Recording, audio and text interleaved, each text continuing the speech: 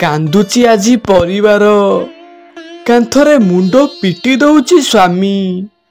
ସୁଭଦ୍ରା ଟଙ୍କା ପାଇଁ ଘଟି ଯାଇଛି ବିରାଟ ଅଘଟଣ।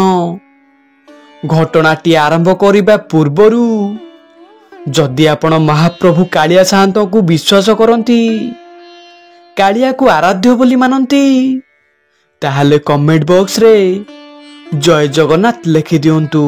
ପୁରୀ ଜିଲ୍ଲା ଡେଲାଙ୍ଗ ବ୍ଲକ ଅନ୍ତର୍ଗତ ବାଲିସାହି ଗାଁରେ ସଞ୍ଜୁ ସ୍ୱାଇଁ ରହୁଥିଲେ। ପରିବାର କହିଲେ ଗୋଟେ 16 ବର୍ଷର ପୁଅ ଶିବ ଛଡ଼ା ତାର ଆଉ କେହି ନାହାନ୍ତି।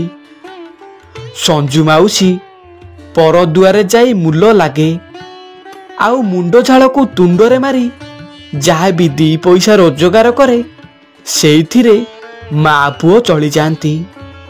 ବାହାଘରର 3 ବର୍ଷ ପରେ ସ୍ୱାମୀ ହାତ ଛାଡ଼ି ଦେଇ ଆର ପାରିକୁ ଚାଲି ଯାଇଥିଲା। ସେବେଠୁ ସଞ୍ଜୁ ମାଉସୀ ପୁଅ ଶିବକୁ ଭାରି ଗେଲବସରରେ ବଢ଼େଇଛି। ପୁଅ ଯେତେବେଳେ ଯାହା ବି ମାଗିଛି ସଞ୍ଜୁ ମାଉସୀ ପାଖରେ ପଇସା ଥାଉ କି ନଥାଉ ସେ ତାର ସବୁ ଜିଦକୁ ପୂରା କରିଛି। ପୁଅ ଶିବ କିନ୍ତୁ ଭାରି ଦୁଷ୍ଟ।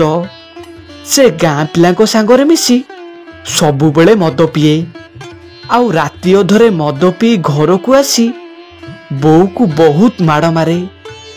ସଞ୍ଜୁ ମାଉସୀ କିନ୍ତୁ ସବୁ ସହିଯାଏ, ଆଉ ଭିତରେ ଭିତରେ ବହୁତ କାନ୍ଦେ, ଆଉ ମନେ ମନେ କହେ, ହେ ଜଗନ୍ନାଥ, କାହିଁକି ଏତେ ଦୁଃଖ ଦଉଛ ହେ ମହାପ୍ରଭୁ। ବାହାଘରର 3 ବର୍ଷ ବୟସରେ ସ୍ୱାମୀ ହାତ ଛାଡ଼ିଦେଲା, ଆଉ ଯାହାକୁ ମୋ ପାଖରେ ଛାଡ଼ି ଦେଇ ଯାଇଛି ତାରି ମୁହଁ ଚାହିଁ ଆଜି ପର୍ଯ୍ୟନ୍ତ ବଞ୍ଚି ଆସିଛି। କେତେବେଳେ ଯେ ତାର କ'ଣ ହେବ ତା ପାଇଁ ସବୁବେଳେ ମୁଁ ଡରି ଡରି ବଞ୍ଚୁଛି। ହେ କାଳିଆ ସାଆନ୍ତ, ମୋ ପୁଅକୁ ଭଲ ବାଟକୁ ଆଣ ହେ ମହାପ୍ରଭୁ। ସବୁବେଳେ ସେ ଏମିତି କହି ବହୁତ କାନ୍ଦେ। ସେ କାମ କରି ଯେତେ ଟଙ୍କା ଆଣେ ସନ୍ଧ୍ୟା ବେଳକୁ ଶିବ ତାକୁ ମାର ଧମକ କରି ତାଠୁ ସବୁ ଟଙ୍କା ନେଇ ମଦ ପିଇଦିଏ।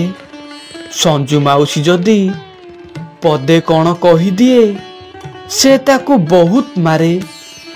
ତେଣୁ ସଞ୍ଜୁ ମାଉସୀ ଆଖିର ଲୁହକୁ ଓଠରେ ପିଇ ସବୁ ସହିଯାଏ। ଏତେ ଦୁଃଖ ଭିତରେ ବି ସେ ଜମା ବି ଭାଙ୍ଗି ପଡ଼ିନି। ତାର ଖାଲି ଗୋଟିଏ ଚିନ୍ତା, ପୁଅକୁ କେମିତି ଭଲ ମଣିଷଟେ କରିବ। ତାକୁ ହାତରୁ 2 ହାତେ କରିଦେଲେ ତାର ସବୁ ଚିନ୍ତା ଗଲା। ଏଇ ବାହାଘର ସିଜିନରେ ସଞ୍ଜୁ ମାଉସୀ ଗୋଟେ ଭଲ ସୁନ୍ଦର ଝିଅ ଦେଖି ଶିବକୁ ବାହାଘର କଲା। ବୋହୁଟି ଭାରି କଳି କାଣ୍ଡେଇ।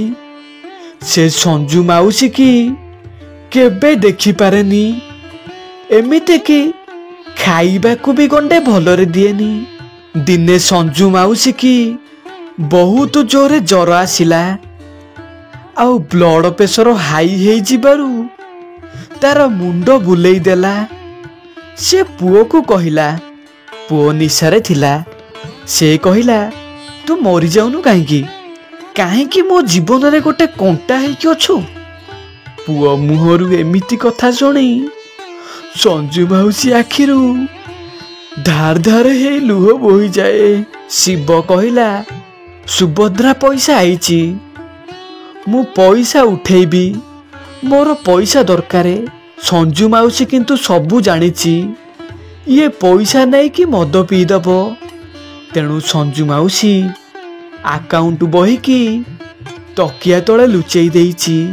ଶିବ ବୋଉକୁ ଆକାଉଣ୍ଟ ମାଗିଲା। ସଞ୍ଜୁ ମାଉସୀ କିନ୍ତୁ ବାରମ୍ବାର ମନା କରିଦଉଥିଲା ସେ ଦବନି ବୋଲି। ଏମିତି କିଛି ସମୟ ପରେ ଶିବ ରାଗି ଯାଇ ଗୋଟେ ବାଉଁଶ ମୂଳିଆଟେ ଆଣି ବୋଉ ମୁଣ୍ଡକୁ ପିଟି ଦେଲା। ସଞ୍ଜୁ ମାଉସୀ ଜୋରେ ଚିତ୍କାର କରି ଗଡ଼ି ଯାଉଥାଏ। ତା ରକ୍ତରେ ଅଗଣା ବୁଡ଼ିଗଲାଣି। ସାଇ ପଡ଼ିଶା ଦେଖି ଦୌଡ଼ି ଆସିଲେ, ଆଉ ସାଙ୍ଗେ ସାଙ୍ଗେ ପାଖ ମେଡିକାଲକୁ ନେଇଗଲେ। ଆଉ ଡାକ୍ତର ବାବୁ ଦେଖି କହିଲେ, ଅବସ୍ଥା ବହୁତ ସିରିୟସ୍। ଇଏ ବଞ୍ଚିବେ କି ମରିବେ ଆର କିଛି ଗ୍ୟାରେଣ୍ଟି ନାହିଁ। ପୁଅ ଶିବ ନିଜର ଭୁଲ ବୁଝିପାରି ଦୌଡ଼ି ଆସିଲା ମେଡିକାଲକୁ। ଆଉ ମାକୁ ଜାବୁଡ଼ି ଧରି ଭୋ ଭୋ ହୋଇ କାନ୍ଦି କହିଲା, ମୋର ଭୁଲ ହେଇଯାଇଛି ବୋଉ। ମୁଁ ମଦ ନିଶାରେ ପାଗେଳା ହେଇ ଏତେ ବଡ଼ ଗୋଟେ ଭୁଲ କରିଦେଇଛି। ମୋତେ ତୁ କ୍ଷମା କରିଦେ ବୋଉ। ମୁଁ ତୋ ମୁଣ୍ଡ ଛୁଇଁ ଶପଥ ନେଇ କହୁଛି, ଆଉ କେବେ ବି ଏ ମଦକୁ ଛୁଇଁବିନି। ସଞ୍ଜୁ ମ୍ୟାଡାମ ପୁଅ ମୁହଁରୁ ଏମିତି କଥା ଶୁଣି ଭାରି ଖୁସି ହେଇଗଲା। ଆଉ ମନେ ମନେ କହିଲା, ମୋର ସବୁ ଦୁଃଖ ସରିଗଲାରେ କାଳିଆ ସାଆନ୍ତ।